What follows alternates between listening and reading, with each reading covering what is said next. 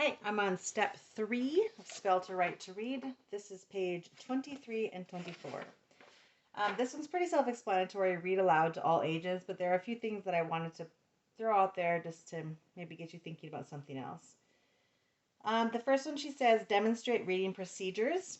Reading aloud provides familiarity with the reading process. So even to my littles, they're seeing that I read from left to right down the page, right? And then also they're learning that words, not pictures, are what I'm reading.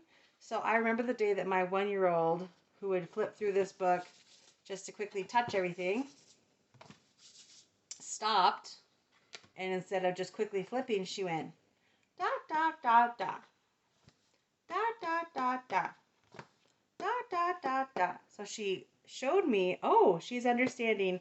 It's not just a feel, it's not just a picture, where she does go ba, because she knows that's a ba, but she's realizing it's not just the picture that's talking to her, it's actually the words. The next one is model or plant the desire for reading to students of any age. We're often at the library. Our libraries here have tons of homeschool resources, STEM labs, sewing classes. Like there's so many things in the library that you can do these days.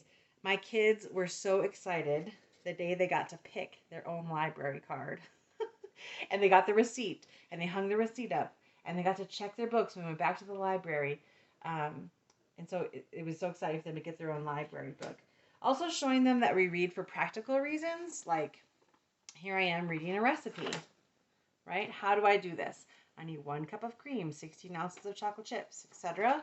And then I'm often, you'll see around our house, reading science books because that's my background.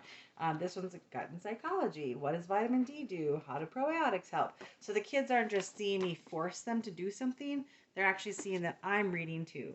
So that's kind of cool. And then thrift stores, garage sales, next door, there's always places that people are giving away books, or you can get books for super cheap. So having books all around. My husband and I had a big fight because he likes things all lined up nicely on the shelf, where I insisted we got the forward facing shelves. And I will tell you what, even today, my kids who are junior hires, if they see the titles of things, they will pick up a book and read it, even though they're struggling readers, or just look at the pictures or try to understand what's going on because they can see it. So I highly recommend forward-facing shelves. Inspire future reading. This is interesting. The Commission on Reading said the single most important activity for building the knowledge required for eventual success in reading is reading aloud to children. This is especially so during the preschool years. So learning that voice inflection and changing your voices. Hello, says the dad. Hello, says the little guy. Or whatever, right? And getting that excitement that I don't know. What do you think? Trying to, you might feel silly at first, but that really helps. Even my little one, like I said in the last video, she'll sit and go, rah, rah, rah, and then she'll laugh because she thinks she's so funny, and she'll turn the page and she's going up and down with her voice, and she'll laugh. It's hilarious. I'm like, I don't even have to read to her. She's so entertained by herself. Listening requires a higher level of imagination than watching a video or television.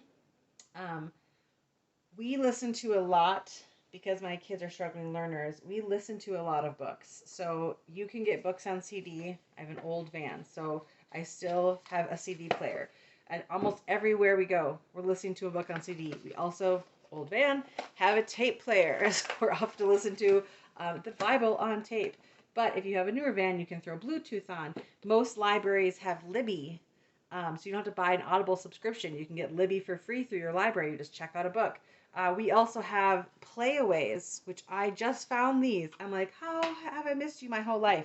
But let me tell you what, driving through Nebraska with 3 small children who all have their own headphones that they can plug into their own book is incredible. Okay, Nebraska does not feel like days and days. They have something to entertain them. And then also it says when you're listening to these things, it's exposing you to well-structured sentences. Writing takes more time to organize your thoughts. Okay, remember you're doing an outline, you're doing note cards, you're putting things in order. When you're listening, you're hearing them put things in order.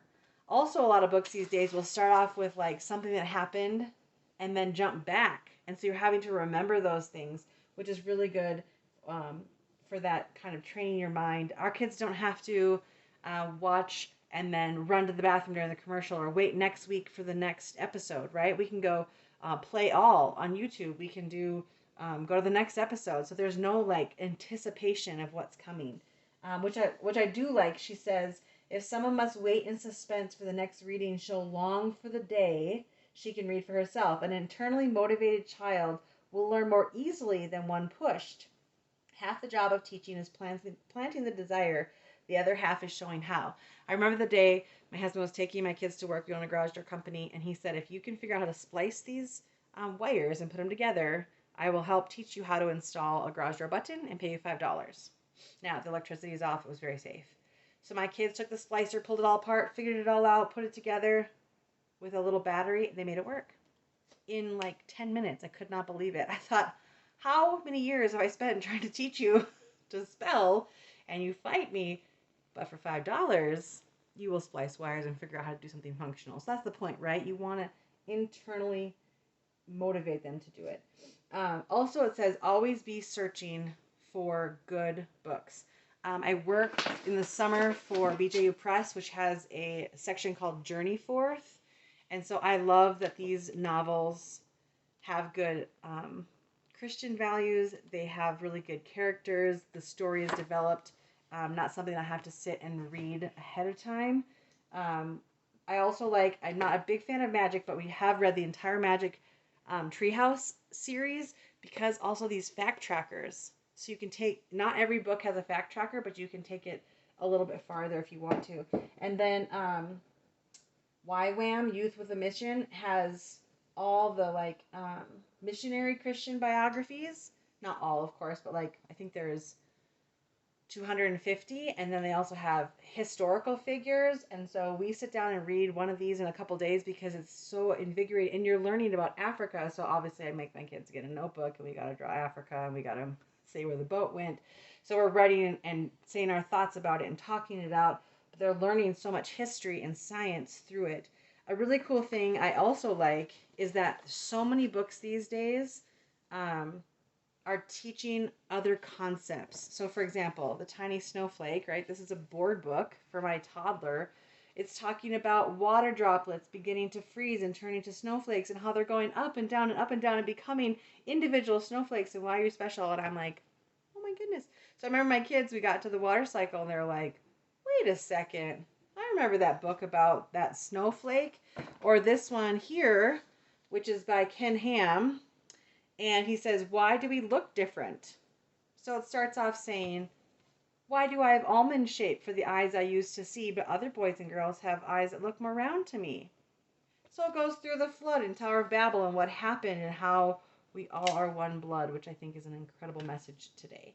So, I mean, just so neat that even board books are teaching kids so many things. And my kids get intimidated by books. They don't want to read baby books. So I try to get them a lot of magazines. Clubhouse Junior, From Focus on the Family, Answers in Genesis, because then they're getting like little doses of things, but they don't feel like they're reading a baby thing. They're reading a magazine. Anyways, that's an easy one, but there's some more resources in case you felt like I'm always having to read. These are lifesavers.